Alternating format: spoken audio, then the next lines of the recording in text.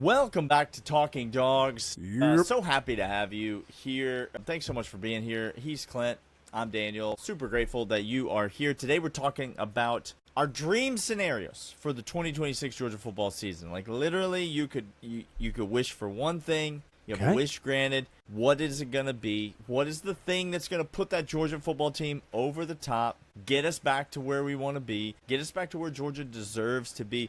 Listen, it's going to be a great season, 2026. Clint and I excited to have you here. If you're here and you're not already subscribed to the newsletter, that's where Clint and I put all of our stuff. It's betweenthebanner.beehive.com.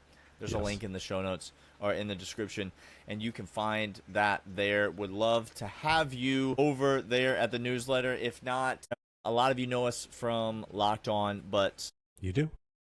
Make sure you're subscribed to this channel. Tell a hit friend. the subscribe. Tell an enemy. Tell someone that you don't even care for. Tell a Florida fan and an Ole Miss fan. They are the best. Tell an Ole Miss fan. They will definitely subscribe because they are obsessed with us at this point. Daniel, I'm going to paint you a picture. Okay. You happen to be walking out in nature. Something strikes your eye over to the side. It's glimmering.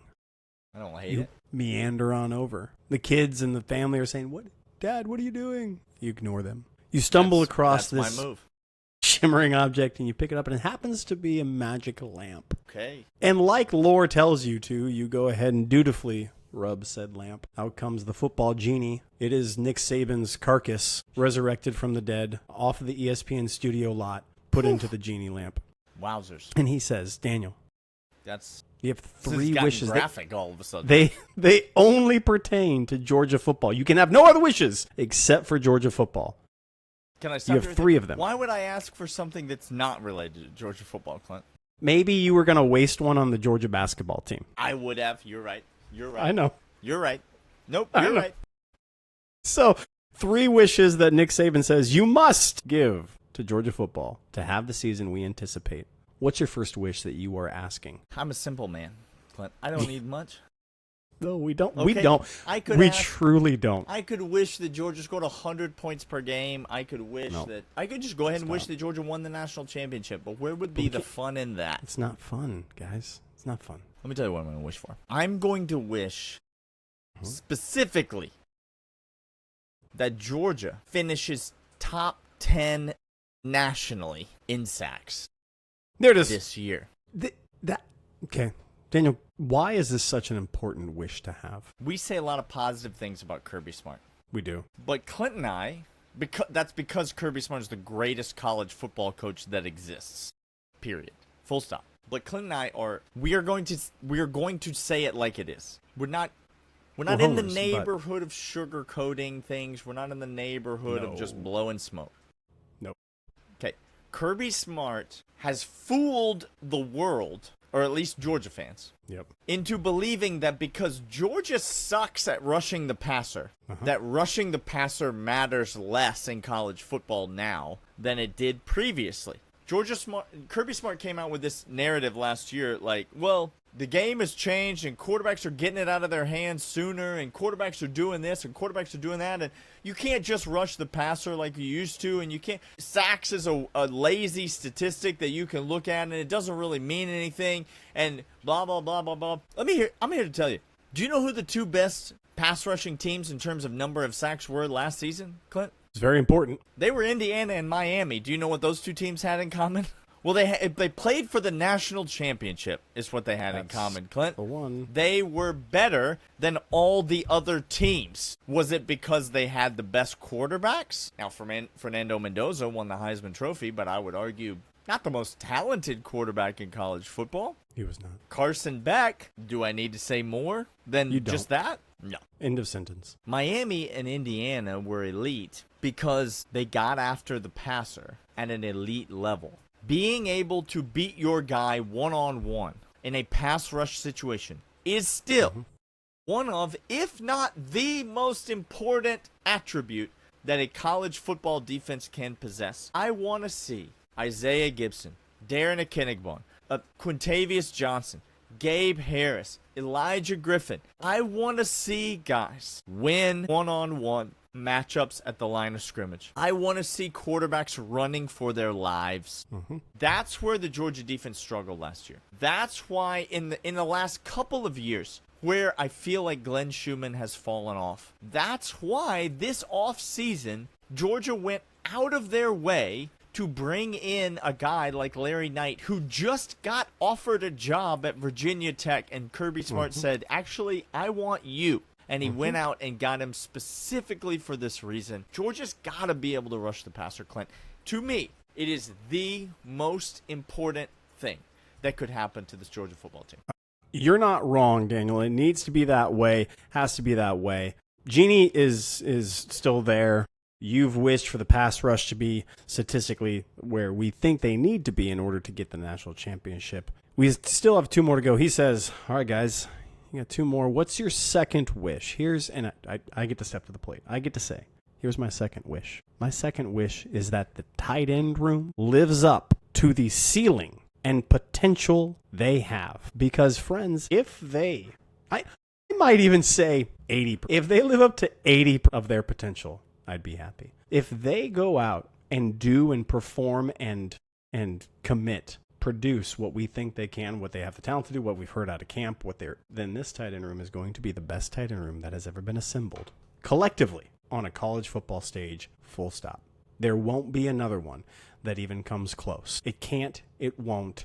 There was that one year that Mizzou had 2 tight ends that were like, twin towers, and they were just like these 2 huge rooks on a chessboard, and they were incredible. No, this will be 5 guys deep who are absolutely crushing it in every capacity, and I want them to live up to it because I think our offense in that case, again, we've talked many times before how kind of silly it is that we believe that we wouldn't need wide receivers at that point. And again, it's not even a joke at that point. Brothrow and Rydell could split out wide. Elias Williams could as well. We have guys everywhere. Lawson Luck can be more in line. Again, those 5 guys, I would want the tight end room to be the most athletic room on the entire team. And if that's the case, my gosh. Guys, there won't be a defense that will be up to the task of doing what is necessary to stop us. Couldn't happen. 1,474 yards. That's how many yards the Georgia tight ends in 2022 accumulated. And that was with a guy named Brock Bowers and a guy named Darnell Washington on the roster. Yep. The last year that the 2 of them played together. I'm not sure if you remember, Georgia won the national championship that year. Pretty good. 15-0. Nominally good. 1,474 yards, Clint, is nothing. Nothing. Compared to what this tight end room is capable of. I'm talking about legitimately, this tight end room could have 2,500 yards receiving this year. That's the ceiling, and it's not crazy. 2,500 yards receiving. 5 guys. All 5 of them are going to have significant contributions to this offense. There is no guy left behind. There's none of these 5 tight ends that you could definitively tell me right now is not going to be involved in the offense. Maybe you could say Ethan Barber's not really an elite pass catcher. I refer you to G-Day, but other than that, sure, fine. He's going to be in on a lot of snaps, which means he's going to have a lot of opportunities to catch a lot of balls. Yeah. Now, we don't think Gunnar Stockton's going to be out there throwing it all that much. But it's not a stretch to think that Gunnar Stockton could throw for 3,500 yards this year, and 2,500 of it could come from the tight ends. That's a legitimate possibility. Yeah. If this tight end room lives up to its potential, you could literally cut every receiver from this roster and Georgia would be fine. They'd still win the national championship.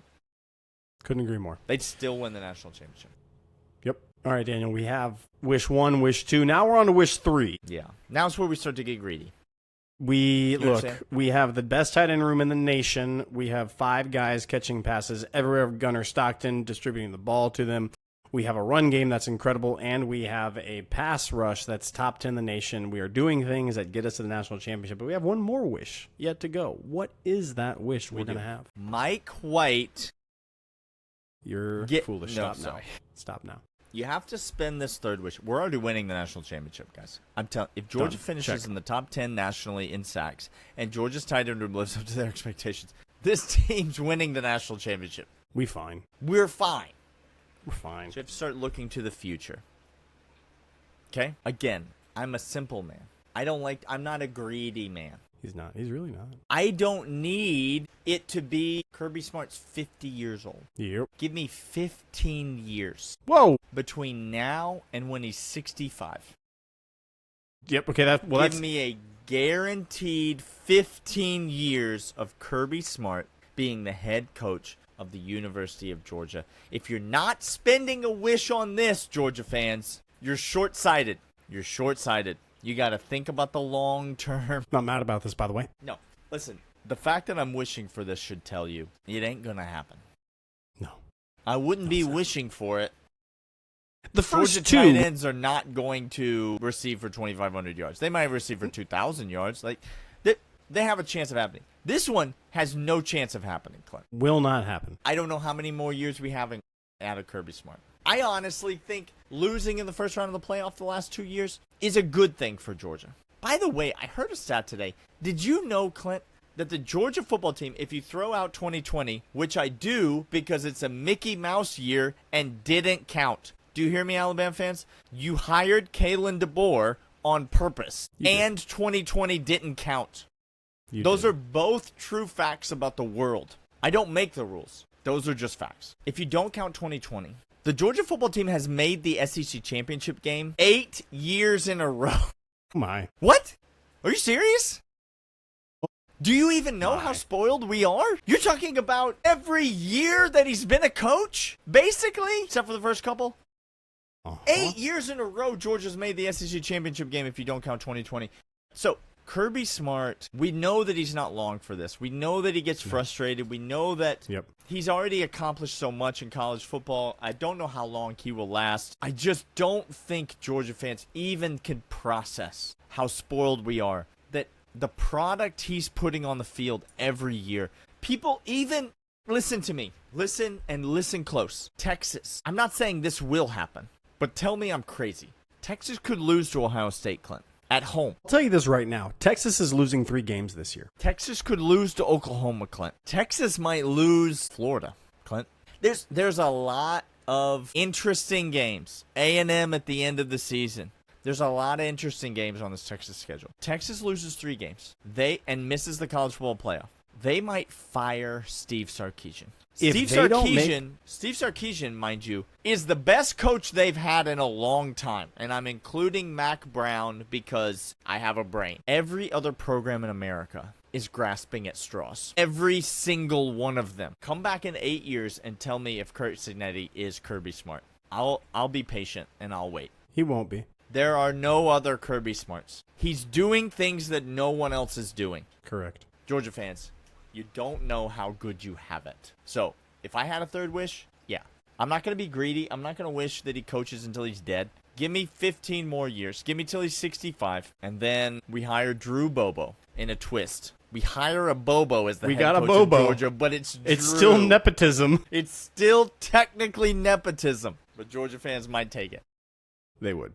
All right, listen, all year, Clint and I are going to be here. Make sure you're subscribed. Listen, if you're still here at this point, make sure you're subscribed. This is the channel we'll be giving away our locks. If you like money, I don't know. Are you into money? I enjoy money, Daniel. Do you?